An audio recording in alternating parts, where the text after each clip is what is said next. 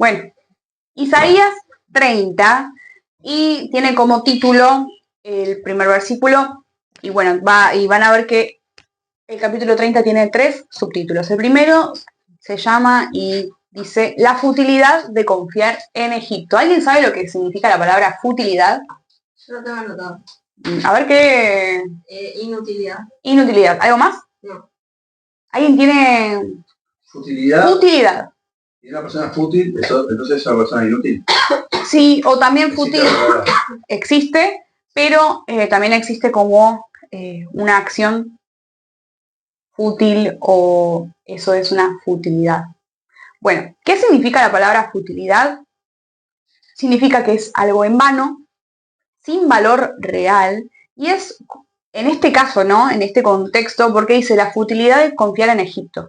Es un esfuerzo que no produce resultados. O sea, es algo que vos haces inútilmente. Por querer hacer algo, digamos, mejor, sale mal. No sirve para nada. Bueno, y comienza diciendo, hay de los hijos que se apartan, dice Jehová, para tomar consejo y no de mí, para cobijarse con cubierta y no de mi espíritu, añadiendo pecado al pecado. Que se apartan para descender a Egipto y no han preguntado de mi boca para fortalecerse con la fuerza de Faraón y poner su esperanza en la sombra de Egipto. ¿Qué pasa acá? ¿Cuál es el contexto? Esta palabra está destinada... Sí. Buena.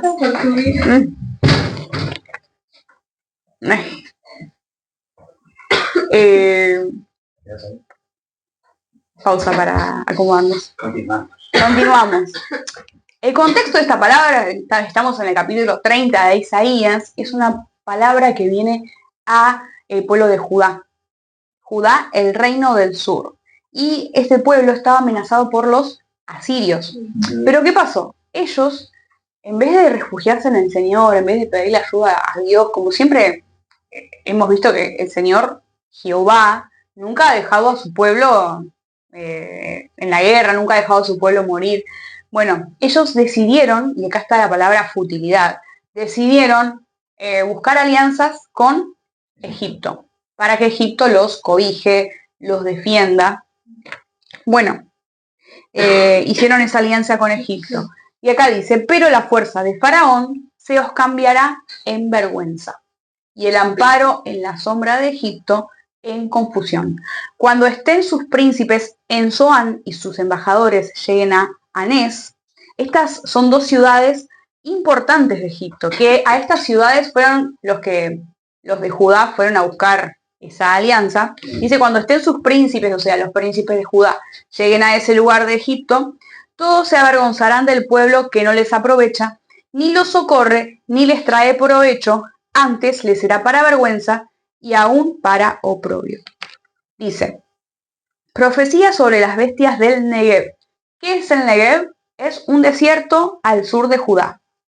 El Negev era un lugar donde los príncipes de Judá y toda la gente que fueron a buscar amparo a Egipto tenían que pasar por ahí, por el desierto, para llegar a las ciudades de Egipto. Dice, por tierra de tribulación y de angustia, de donde salen la leona y el león, la víbora y la serpiente que vuela, llevan sobre lomos de asnos sus riquezas, sus tesoros sobre jorobas de camellos, a un pueblo que no les será provecho. ¿Qué dice acá? Que la gente de Judá está yendo por ese camino de Negev, por ese desierto, con camellos, con sus asnos, con riquezas. ¿Para qué eran estas riquezas? Para ofrecerles a la gente de Egipto para tener una alianza. Era un soborno. Era como, bueno, claro, te llevamos esto para que ustedes nos defiendan, para que ustedes peleen por nosotros, para que ustedes aboguen por nosotros. Pero dice que el Señor iba a hacer que por ese camino lo pasen mal. Va a levantar peligros, y acá habla de la leona y el león, la víbora y la serpiente que vuela. Bueno, acá cuando vemos la serpiente que vuela, no conocemos ninguna serpiente que vuele, y tampoco se está refiriendo a que Dios va a mandar dragones a ese lugar, sino que en Isaías vemos que el profeta a veces como que vamos a decir, entre comillas, exagera. Entonces cuando dice serpientes que vuelan, se está refiriendo a bestias o a serpientes que son tan rápidas que parece que vuelan. O sea, es como una manera de decir. ¿Sí? Bueno, y o sea, Dios les está diciendo que ese viaje de Judá a Egipto iba a ser muy peligroso. Pero lo peor de todo, porque si uno, piensen, ¿no? Quieren llegar a tal lugar porque en ese lugar uno piensa que le va a ir bien. Uno piensa que con esa alianza va a ser, ¿no? Y pasar por peligros, pasar por, como dice la película, vientos despiadados, infernales desiertos. ¿Para qué? Para nada, porque la palabra dice, van a pasar todo ese peligro, todas esas amenazas de la naturaleza, todo eso para nada. Dice, ciertamente Egipto en vano e inútilmente dará ayuda. Por tanto, yo le di voces que su fortaleza sería estarse quietos. Acá vemos que Dios le dice que lo mejor para ellos era quedarse quietos, o sea, no hacer nada, no buscar ayuda de nadie, sino esperar en el Señor. Pero ellos no decidieron hacer eso. Y acá vemos del versículo 8 al 14, que vemos otra faceta de cómo habla el profeta. Dice, ve pues ahora y escribe esta visión en una tabla delante de ellos y regístrala en un libro para que quede hasta el día postrero, eternamente y para siempre. Porque este pueblo es rebelde, hijos mentirosos, hijos que no quisieron oír la ley de Jehová. ¿Qué dicen a los videntes? Y miren esto, ¿no? Tremendo cómo el pueblo de Dios se negaba y se resistía a escuchar la verdad. Dice, ¿qué dicen a los videntes? No veáis, y a los profetas, no nos profeticéis lo recto. Decidnos cosas halagüeñas, o sea, decidnos cosas lindas, decidnos halagos, y profetizad mentiras. Dejad el camino, apartaos de la senda, quitad de nuestra presencia al Santo de Israel. Miren cómo su pensamiento había cambiado. Por tanto, el Santo de Israel dice así, porque desechasteis esta palabra y confiasteis en violencia y en iniquidad y en ello os habéis apoyado, por tanto os será este pecado como grieta que amenaza ruina, extendiéndose en una pared. Ustedes imagínense, ¿no? Una grieta que se extiende por una pared cuya caída viene súbita y repentinamente.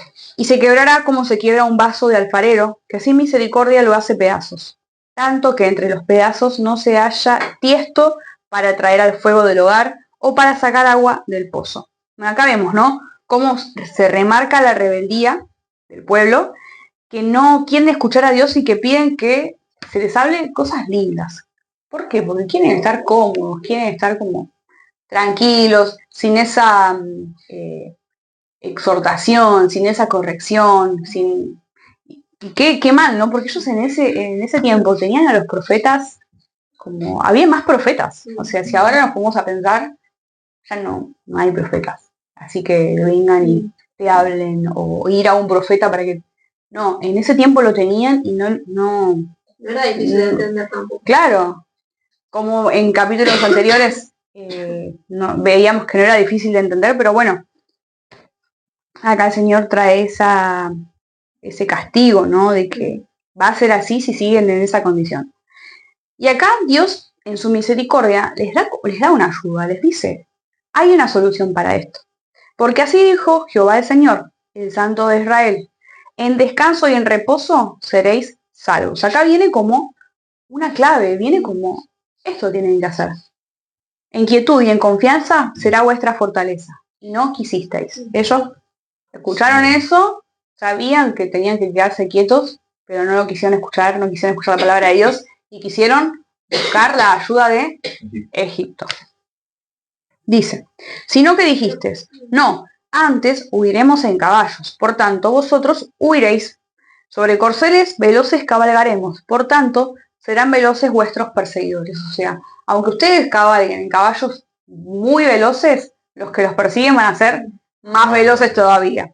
Es decir, no va a servir para nada que tus caballos sean veloces. Dice, 1 millar huirá a la amenaza de 1. A la amenaza de 5 huiréis vosotros todos hasta que quedéis como mástil en la cumbre de un monte y como bandera sobre una colina. Acá vemos también cómo va a haber vergüenza para el pueblo. ¿Por qué? Porque dice que 1 millar de hombres va a huir a la amenaza de uno solo. 1 millar de hombres. Y todos ellos a la amenaza de 5 hombres. O sea, vemos que siempre 1 millar, o sea, es imposible que uno amenace a 1 millón y estos huyan, pero así va a ser. Con pocos enemigos iban a huir, iban a tener pánico. Acá vemos cómo, bueno, Dios les ha hablado y ellos no quisieron, y seguimos viendo en versículo tras versículo consecuencias del pecado y la desobediencia. Bueno, acá vemos también promesa de Dios. Arrancamos con el versículo 18.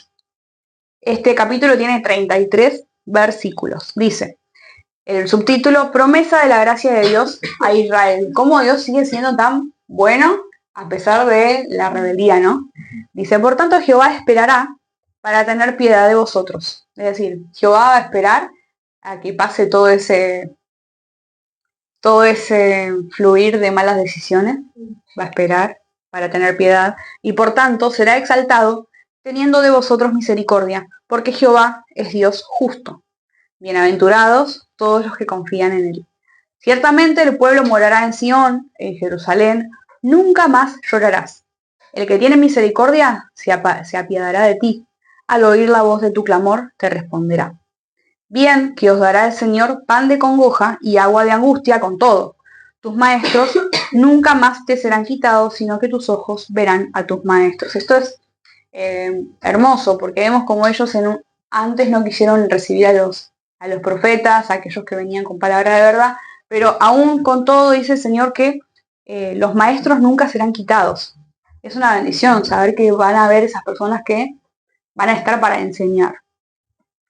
Dice, entonces tus oídos oirán a tus espaldas palabra que diga, este es el camino, andad por él y no echéis mano a la derecha, y no echéis a la mano derecha, ni tampoco torzáis a la mano izquierda. Vemos cómo recibiremos y recibirán ellos la enseñanza y van a escuchar esa voz que los va a ir dirigiendo.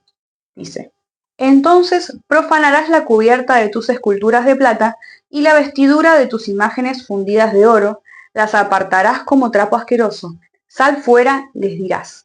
¿A qué se refiere con esto? Dice que el pueblo había levantado ídolos, había hecho ídolos y en un lugar lo tenían para adorarlos. Entonces, luego de que venga ese tiempo de Dios en donde iban a recibir nuevamente la misericordia, ellos iban a ver los ídolos que ellos mismos hicieron y los iban a despreciar. Gloria a Dios. Entonces, dará el Señor lluvia a tu sementera cuando siembres la tierra, y dará pan del fruto de la tierra, y será abundante y pingüe. ¿Qué significa pingüe? Que va a ser fértil, que va a ser rico, jugoso, que va a ser nutritivo, todo lo que va a crecer de ahí. En aquel tiempo serán apacentados tus ganados en espaciosas dehesas. Dehesas es un lugar donde el ganado come. Es como mucho pasto, un lugar... Una pradera, pero bien cercada, ¿no? Es como que este es el lugar para que coman. Sí, es eso.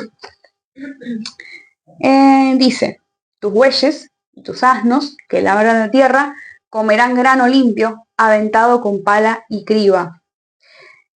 Acá les voy a decir qué significa la palabra criba, porque luego la vamos a volver a escuchar en otro sentido y así vamos a aprender, ¿no?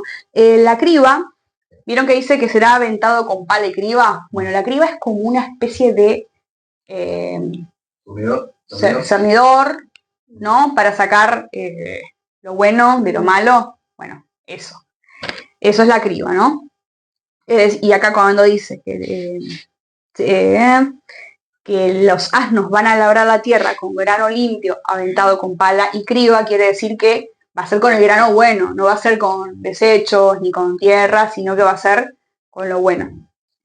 Y sobre todo monte alto, y sobre todo collado, elevado, habrá ríos y corrientes de aguas el día de la gran matanza, cuando caerán las torres. Cuando habla acá de la gran matanza, está hablando de el día del juicio de los enemigos de Dios. Entonces, en ese día, habrá ríos y corrientes de agua. O sea, como que cuando venga ese día del juicio de Dios sobre sus enemigos, su pueblo va a estar en paz y va a estar dando frutos, va a estar trabajando, va a estar bien. Verso 26. Y la luz de la luna será como la luz del sol, y la luz del sol 7 veces mayor, como la luz de 7 días, el día que vendare Jehová la herida de su pueblo y curare la llaga que él causó. Quiere decir acá que ya no habrá más oscuridad. Imagínense que la luna, que la luna cuando sale de noche, donde en la noche está la oscuridad, las tinieblas, la luna va a ser como la luz del sol. Y durante el día va a haber aún más luz. Y bueno, vemos, ¿no?, que no habrá tinieblas, no habrá cuando se concrete el poder de misericordia del Señor, ¿no? Pero luego de pasar todo ese proceso y consecuencias de decidir mal. Vamos al último subtítulo, en el versículo 27, dice, el juicio de Jehová sobre Asiria. He aquí que el nombre de Jehová viene de lejos, su rostro encendido y con llamas de fuego devorador, sus ojos llenos de ira y su lengua como fuego que consume. Su aliento, cual torrente que inunda, llegará hasta el cuello, para zarandear a las naciones con criba de destrucción. Acá vemos nuevamente la palabra criba. ¿Pero por qué habla de zarandeará con criba de destrucción? Cuando nosotros cernimos o cuando colamos algo, hay un juicio ahí. Lo que sirve, lo que no, lo bueno y lo malo. Entonces acá cuando está hablando de criba de destrucción, quiere decir que el juicio de Dios va a ser muy justo. O sea, lo va a cernir, lo va a escudriñar muy bien y va a llevar a cabo esa obra. Un juicio divino. Dice, y el freno estará en las quijadas de los pueblos, haciéndoles cerrar. Vosotros tendréis cánticos como de noche, en que se celebra Pascua, y alegría de corazón, como el que va con la flauta, para venir al monte de Jehová, al fuerte de Israel. Y Jehová hará oír su voz potente, y hará ver el descenso de su brazo con furor de rostro, y llama de fuego consumidor, con torbellino, tempestad y piedra de granizo. Porque Asiria, que hirió con vara, con la voz de Jehová, será quebrantada. Y cada golpe de la vara justiciera que asiente Jehová sobre él, será con panderos y con arpas, y en batalla tumultuosa peleará contra ellos. Y acá vemos el último versículo, dice, porque Tofet ya de tiempo está dispuesto y preparado para el rey. ¿Qué era Tofet? Tofet era una ciudad de Jerusalén, donde en esa ciudad se levantaron ídolos, donde en esa ciudad el pueblo de Dios practicó la idolatría, en el sur de Jerusalén. Bueno, acá vemos, ¿no? Dice, y cada golpe de la vara justiciera que asiente Jehová sobre él, será con panderos y con arpas, el versículo 33, en Tofet, ya de tiempo está dispuesto y preparado para el rey. Pero acá vemos que el rey está escrito en minúscula. No está hablando del rey, el rey Dios, sino que está preparado para el rey. Quiere decir acá un enemigo poderoso, profundo y ancho, cuya pira es de fuego y mucha leña. El soplo de Jehová, como torrente de azufre, lo enciende. Y acá vemos cómo el juicio de Dios se va a activar, y cuando habla del torrente de fuego, del torrente de azufre, comparándolo como también lo que pasó en Sodoma y Gomorra, viendo así el castigo que va a traer Dios sobre los enemigos de los hijos de Dios, ¿no? En este caso está hablando de Asiria. Y viendo que el fuego de Dios, ¿no?, en ese juicio va a purificar todo, va a limpiar todo, va a derribar todo ídolo que se haya levantado, para comenzar esa obra nueva que vimos anteriormente, ¿no? Lluvias, van a haber ríos, va a haber un ganado que va a comer lo mejor, y bueno, ¿no?, vemos la misericordia del Señor, pero también vemos la futilidad, o sea, lo vano y la inutilidad, lo que no tiene argumentos, no tiene lógica el confiar en Egipto, en confiar en el hombre, quizás en el confiar en nuestras fuerzas o confiar en otra cosa que no sea el Señor. Aún confiar en todo el trabajo que podamos hacer, eso no es confiar en el Señor. Como dice el Señor, mejor es estar quietos y esperar en Él. Y así termina el capítulo 30 de Isaías.